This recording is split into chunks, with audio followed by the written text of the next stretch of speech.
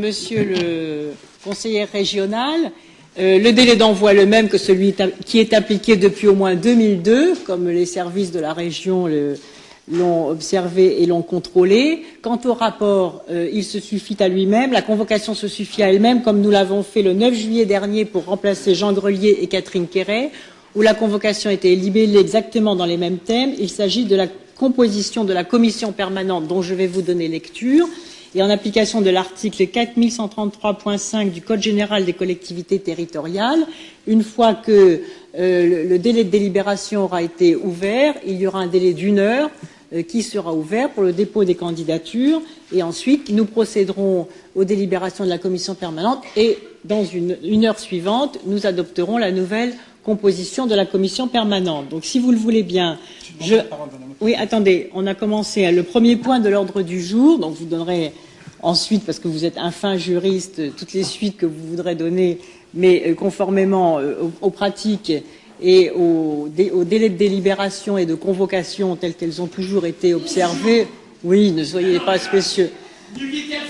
Mais j'ai bien entendu, mais vous donnerez les suites que vous voudrez à la jurisprudence Fromonteil si vous le souhaitez. Donc nous avons entamé le premier point de l'ordre du jour. Est-ce qu'il y a des oppositions ou des abstentions pour avoir 15 vice-présidents? Attendez, c'est moi qui donne la parole, donc nous allons nous dérouler les choses. Il y aura 1 heure de temps. Non, mais je demande la parole maintenant, Madame la Présidente.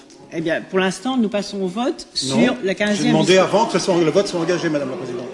Le vote a été engagé. Non, je suis désolé, Madame la Présidente, le vote n'a pas été engagé à cet instant. Il y a également Marie Legrand qui a demandé la parole. Je fais d'abord voter les 15 vice-présidents. Non. Et ensuite, je donnerai la lecture. Non, madame. Si la privation de parole fait partie de vos prérogatives, je ne peux pas rester dans une assemblée pareille. Je demande la parole, Madame la Présidente. Je mets aux voix les 15. Est-ce qu'il y a des oppositions? Je vais vous donner la parole tout de suite après. Est-ce qu'il y a des oppositions ou des abstentions pour avoir les 15 vice-présidents? Madame, c'est pas possible. Mais on peut pas. Je n'en vois pas. On ne peut pas voter. Je n'en vois pas. Les 15. C'est une irrégularité flagrante. Il y a donc. Mais vous n'allez pas. Ça suffit. Madame la Présidente. Il y a donc. C'est Vous incroyable. ne me déstabiliserez Nous, on pas. sort. Si on vote, on sort. Allez. Eh bien, vous sortez. Nous adoptons donc. C'est une parodie de démocratie. Non, mais on sort. Nous, on vote pas. Vous votez pas. Donc, je constate qu'il n'y a pas d'abstention ou pas d'opposition. Nous sommes dans une parodie absolue du fonctionnement démocratique d'une assemblée. Il est de votre responsabilité première de tenir une assemblée qui se tienne normalement et que son fonctionnement soit garanti. C'est votre rôle. Moi, je vais m'exprimer dehors puisque vous ne voulez pas que je m'exprime à l'intérieur. Eh bien, c'est parfait.